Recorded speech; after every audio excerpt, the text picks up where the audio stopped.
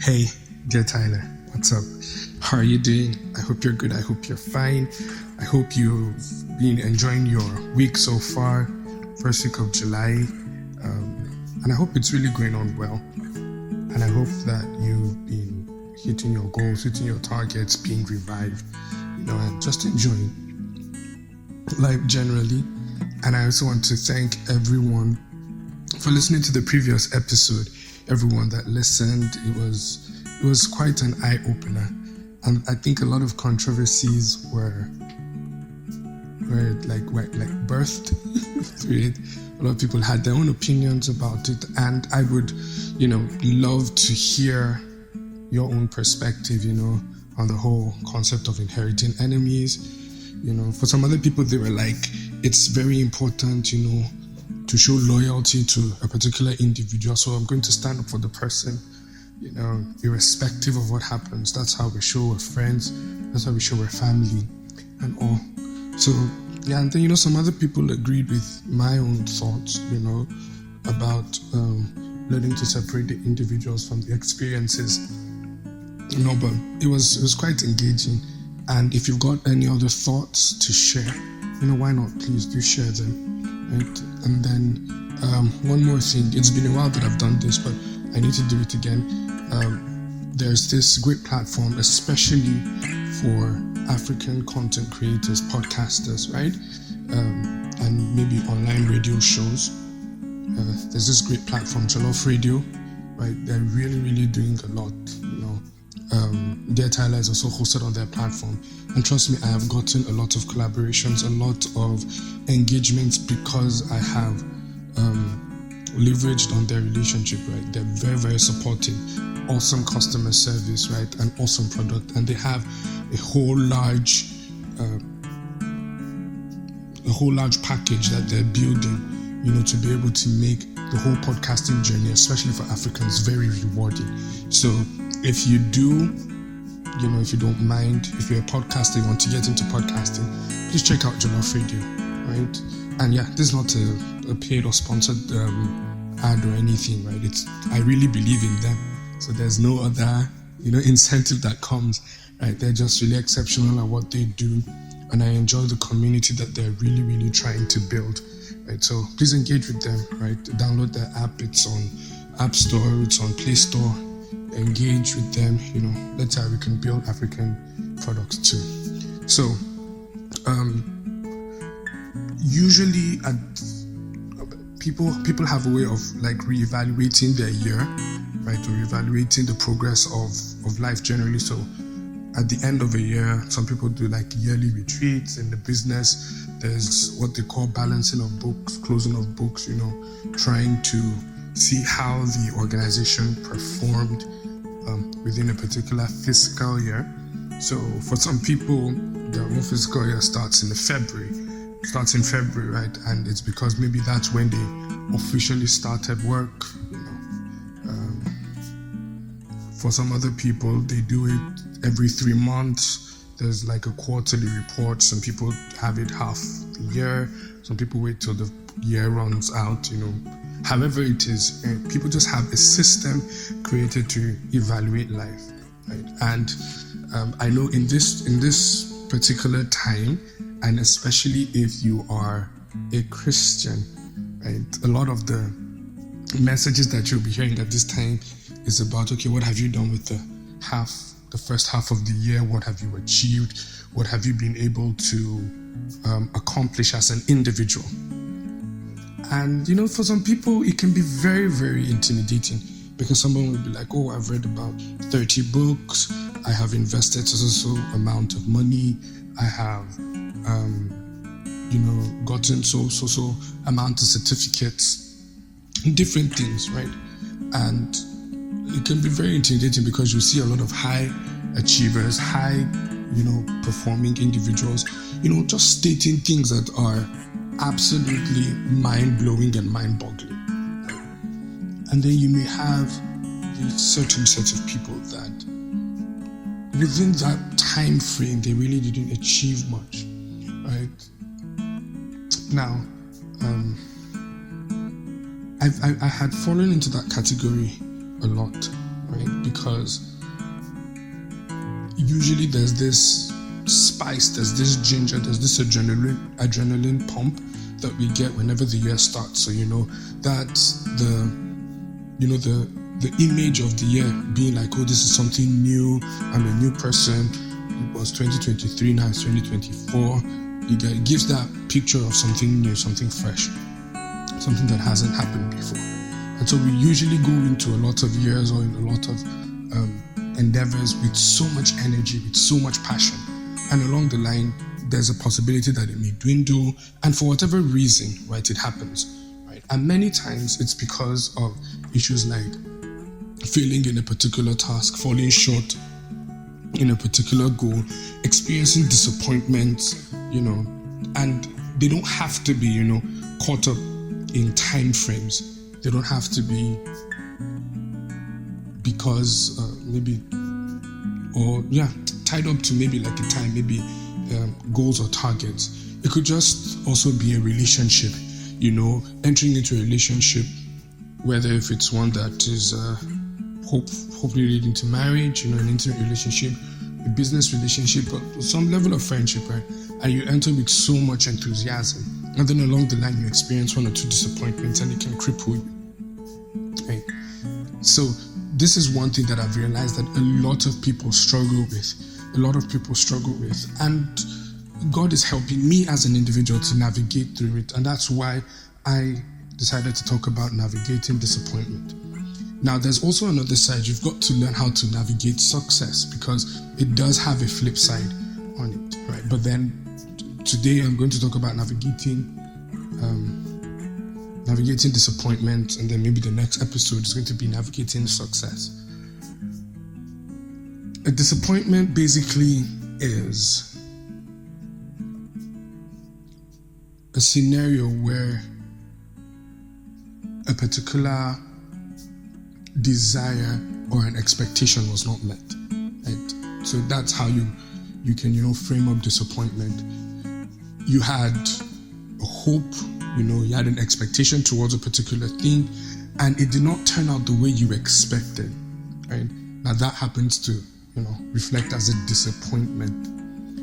And for many people, we learned the art of stopping by a lot of influences around our community, a lot of influences around our environment. So for instance, you see a child, a baby, sees its older ones, right, the elderly people walking, and there's this desire and passion to walk, right? And the baby starts trying to stand or maybe to crawl first.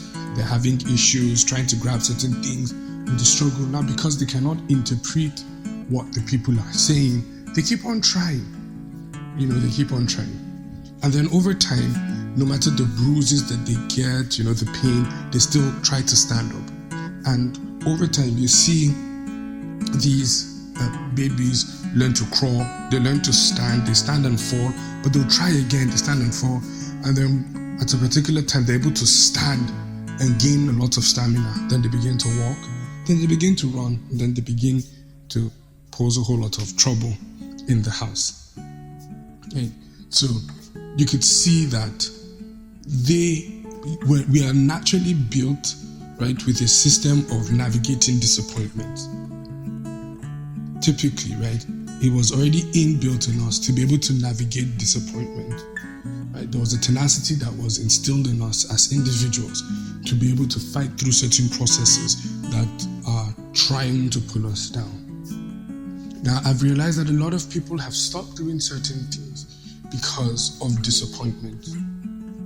I remember there was a point in my life where I really just stopped singing, like literally stopped singing. As passionate about music that I am, right? There was a point in my life where I really gave up all hope, and I was like, there's really no point in singing. Now, what had happened? I had gone for quite a number of competitions, gotten to a very great stage in the competition, and then I ended up being compared with other people, either sidelined, there was a time where I was writing songs, back to back, and I'll try to write for friends, and they will not, use the song, or my song will be pretty good in a particular place, and then they shelve it, kind of like keep it away, to kind of like promote their own. It was, just a very terrible experience. I remember there was one in a church. I was trying to write a theme song for the church, and when I played it, like, everybody was like, oh my god, this is so nice. And so I was able to, I sent it over to the head of the musicians. He listened to it and just shelved it in favor of his own. Now, I didn't have a problem with him pushing his own. My challenge was, why would you have to silence me to be heard? But then it now became a sort of a track record thing. Became sort of like a track record thing where it was like the normal occurrence for me.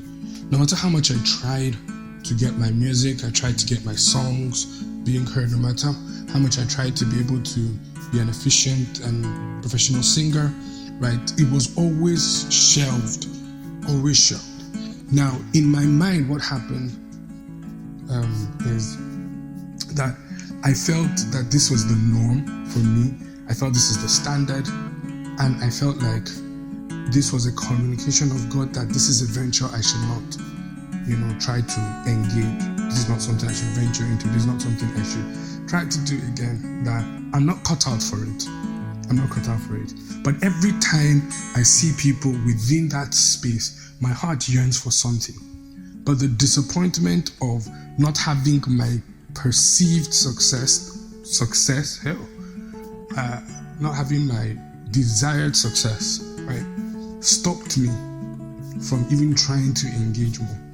Now, a lot of people will come over and give compliments and be like, oh my god, Benga, your songs are amazing. What happens immediately is that those experiences get triggered, and it just brings like a fresh memory. And what happens in my mind is this, that this is how it always happens. They'll celebrate you, give you hope, and once you try your best, you begin to put your energy into it, they leave you and they go. This is the same thing that could happen for people in relationship, right? Maybe you've had a bad relationship, maybe you've had one or two bad relationships, right? And those relationships seem to have maybe like a little pattern around them. What happens is that the next time you try to engage in a relationship and that pattern seems to pop up, you quickly move into a shell and stop trying to pursue something beautiful because you think that the pattern itself is going to repeat and revolve around you in a particular way. Right?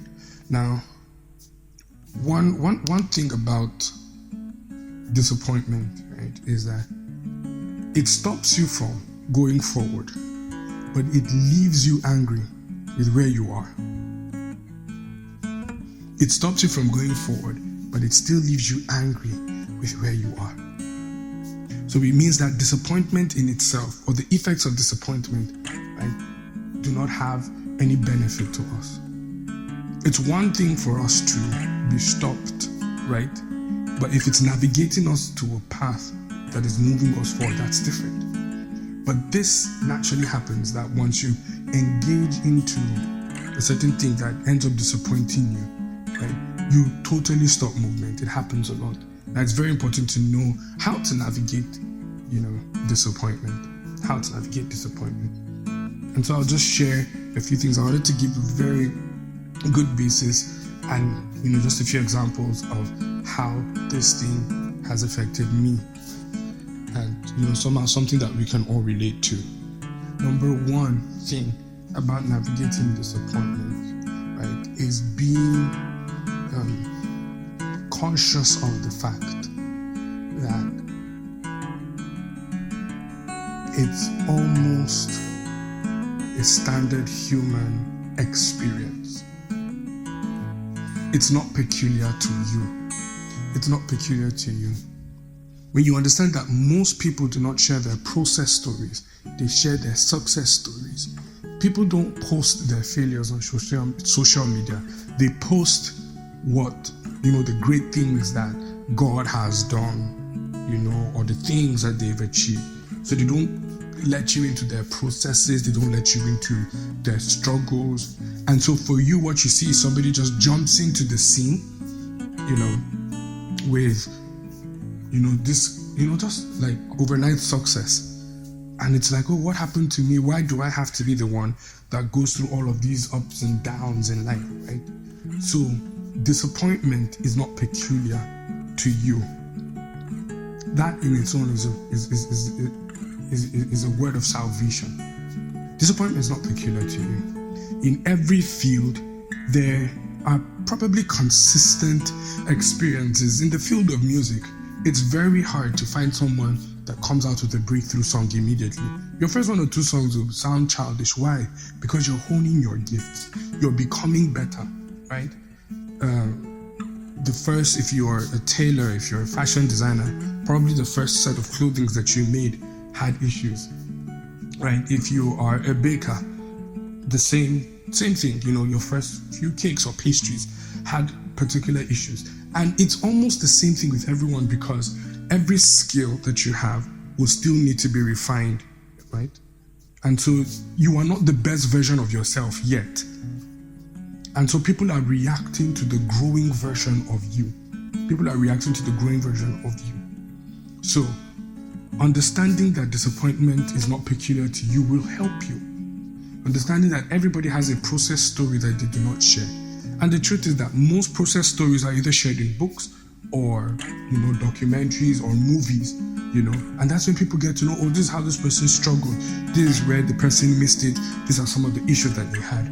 But on the platform of celebration, people will not give you the impression that they had a struggle or something that they had to deal with. So number one, understand that disappointment is not a peculiar thing. It happens to everybody.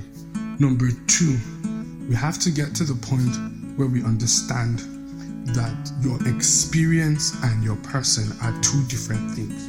Your experience and your person are two different things. Now, the fact that you experience disappointment or you experience failure does not make you a disappointment, neither does it make you a failure. You just had an experience of it, right? Just like you had an experience of it. Just like you have an experience of cold because the weather is cold, does not mean that you internally are cold. Just because you experience heat does not mean that you too internally you're hot. Do you understand? These are just experiences that you've had, right? And in other conditions, the experience would have been different. So we have to learn to separate ourselves from the experience. Now, this is something that I have struggled with for a long time, having to separate myself from the experience. And God is really helping me, right? It can cause a lot of fear, and fear stops us from moving forward. It can cause a lot of fear. So you have an experience, maybe in your academics, you seemingly have failed 1 or 2 courses, and you've repeated them over time. What will happen to you is that if you're not careful, you'll build a mindset that says, oh, I am a failure. Not that I failed a course, right?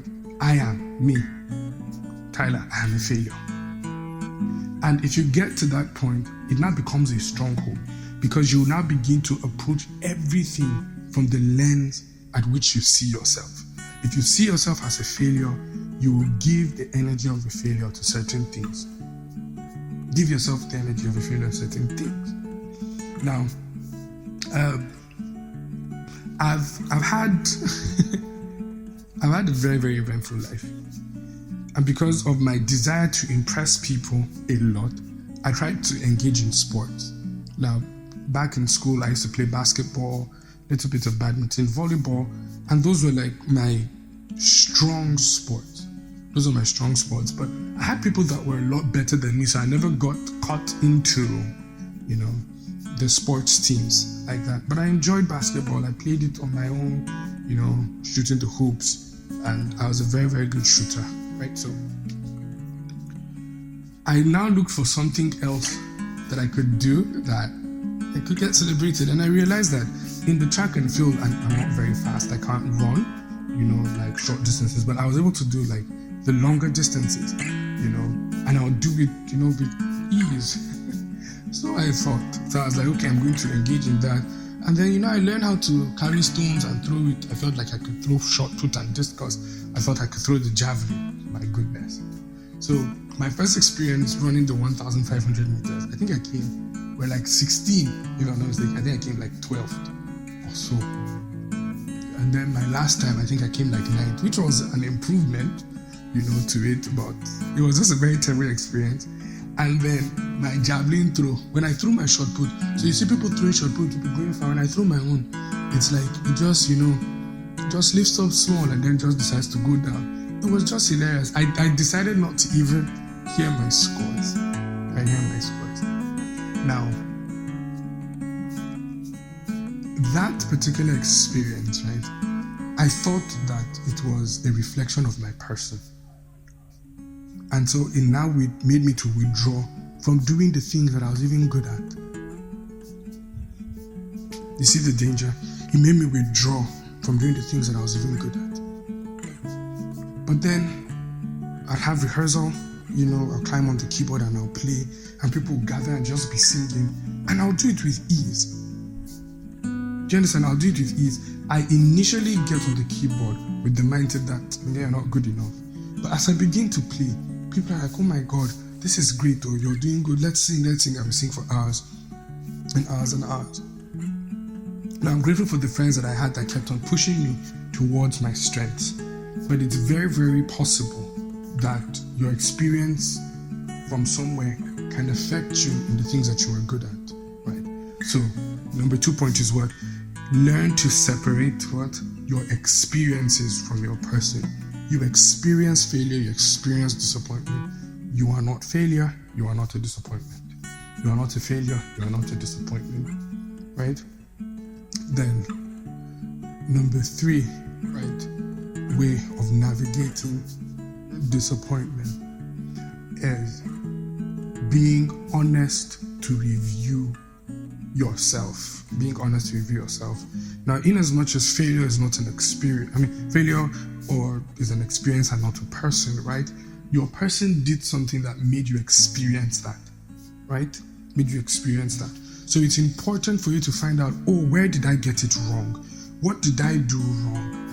These other people that have been running for years, you always see them jog in the morning.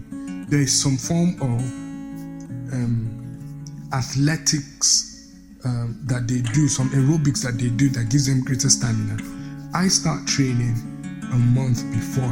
These people are consistent. Also, I cannot get the same results. You understand? It's very important to figure out why you failed, right? What are the issues that you're having? Right? What are the issues that you're having? Approach it in that manner, that there are certain things that you need to learn that will get you to a higher position. And once you're able to learn that, you'll be able to move out of that experience. You will know that, it was the certain things that I did that guaranteed me that particular experience. So if I keep doing it, I'll be guaranteed of that experience. If I change it for a superior knowledge, right? If I change it for a superior knowledge, I will do what? Be able to come out of it and get better results. Right? Reevaluate the things that you did that brought you into that experience. It could be your environment, right? Maybe you're in the wrong clique of people, right? Where you don't have that particular level of knowledge. And I think this will join with like a 4th point, find a community that pushes towards your goals. Find a community that pushes towards your goals. It's very funny how I expect to be a professional baker, and my best of friends, my longest of conversations happens with people that are tailors, or fashion designers, or sports people, right? I want to be a baker, and most of my time is spent with people in the media or something like that. Now, if I am learning from them because I want to create content in a good way, that's different. But in order to hone my primary skill, I need to be around the people that are excelling in it. Now, when I was in Zaria, I had my own music knowledge because of YouTube videos, the little exposure that I had. But when I came to Abuja, and I was being celebrated there, I felt I knew music. I really felt I knew music and the whole concepts of it. When I now came to Abuja, I joined a team, Pastor Chubi and Extreme Life. I joined them, and the first rehearsal was a shocker to me. It was a mighty blow to my person, because I totally realized that I had very limited understanding. Now, not like I didn't have understanding at all, but my understanding was so basic, and it would not guarantee me the results in either a global scale or in a better fashion. So I struggled with the first few rehearsals, trying to learn the songs, trying to do some certain things. It was a struggle, but in the right environment, I had the right support. So these guys supported me. I'm sure that they knew that, okay, this guy is not used to this type of things. And I now met other people like Oche, met people like Monday, met people like Emmanuel Epo. And all of these people have a very high standard to music. Now, my being around them helped hone my skills. So I'll go for live recordings with Oche, just see what he's doing, how he coordinates, how he teaches, right? How he sets up and prepares for events. Just ask questions, right? Being in the right place. Now, making my mistakes, telling him, okay, this is what I did. And he says, okay, Benga, you're doing well, but if you don't do it like this, being vulnerable enough to not be the best. People like to be celebrated so much. That they will not put themselves in a position that shows how limited they are in knowledge or understanding. So they will always be in a place where they would be the pinnacle of excellence. I had to push myself out of that and be open enough to receive critique, saying, no, Benga, you're not doing this. This person has more results than me. And so I'm learning. I think I've shared this before and I'll say it again. There are two ways. The Spirit of God told me years ago that there are two ways to learning: discovery and discussion, right? You can either learn by finding it out yourself, or you can either learn by someone telling you based on their experience and the things that they've done. And if you learn through discussion, it will always be faster than discovery, right? There are certain things that, maybe virgin dimensions that you will need to discover as your own person, but there are some certain things, standard procedures that you do not necessarily need to learn on your own, right? You don't have to discover. You can learn by leveraging on the relationships that you have and the influence of other people.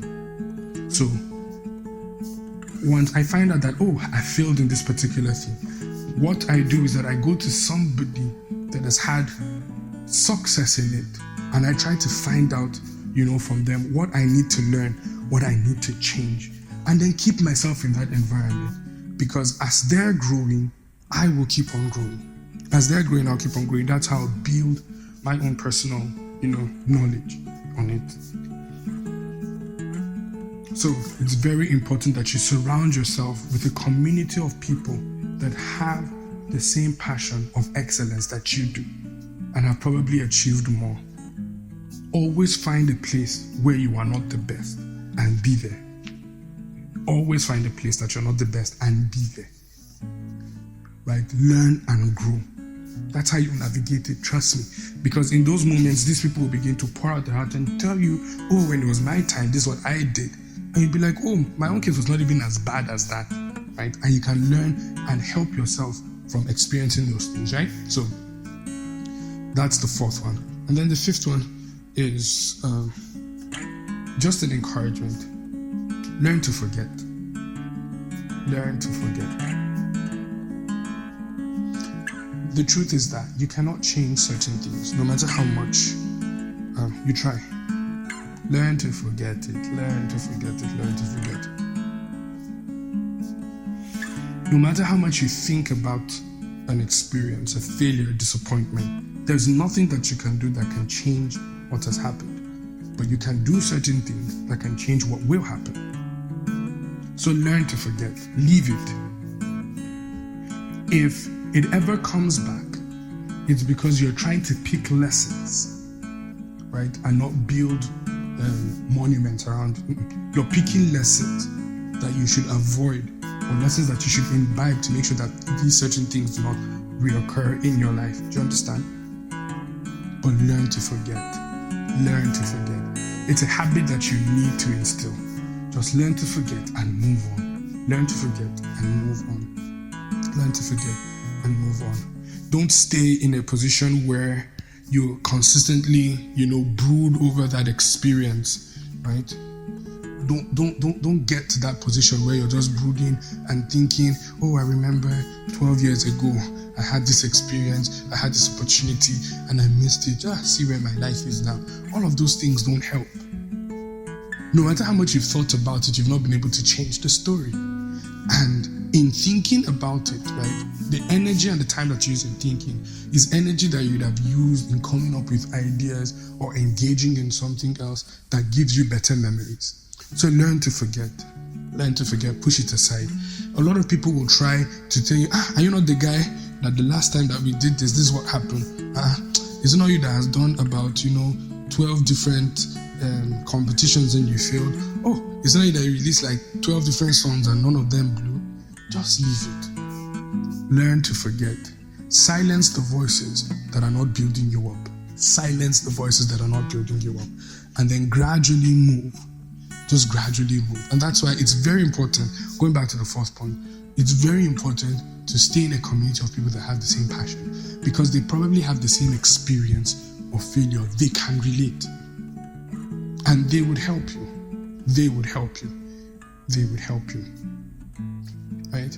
So these are just a few points, navigating disappointment. The scripture that I would use just to round this up is this: says that Paul saying that, forgetting those things which are behind, I press on towards the mark. It's important that what's behind you is behind you. Jesus talking to some of his followers, he said that he that puts his hand on the plow and looks back, is not worthy of the kingdom. Meaning that once you've started something, whatever you've left behind, leave it behind. Do not try to go back and try to correct things now. Just leave it. It's done, it's done. Keep on moving forward, right? You've made the mistakes. Keep on moving forward, right? Move forward with a new passion. Move forward with a new tenacity. Move forward with a new hope and hunger, right? Get the knowledge, acquire the wisdom, engage the principles, right? And experience a change. But forget those things which are behind. Once it's behind you, it's behind you. Those past relationships are past relationships. Those past opportunities are past opportunities. Those past experiences are past experiences. There is something waiting for you ahead, and it requires your full devotion, your full pursuit. Don't make your future another missed opportunity. Don't make your future another missed opportunity because you could not let go of the past, right? I know it's a tough thing to go through certain things, and people can make you feel bad. You've not achieved this. Just leave it. Yes, your goals for the past 6 months you didn't do. Let's start again, right? Let's start again. Let's move through these experiences and become better people, right? So this was pretty long as an episode, but I really do hope that it blessed you and it opened you up to a lot of things, right? So this is me signing out, Tyler. Remember that I love you, I believe in you, and I'm always rooting for you. Bye.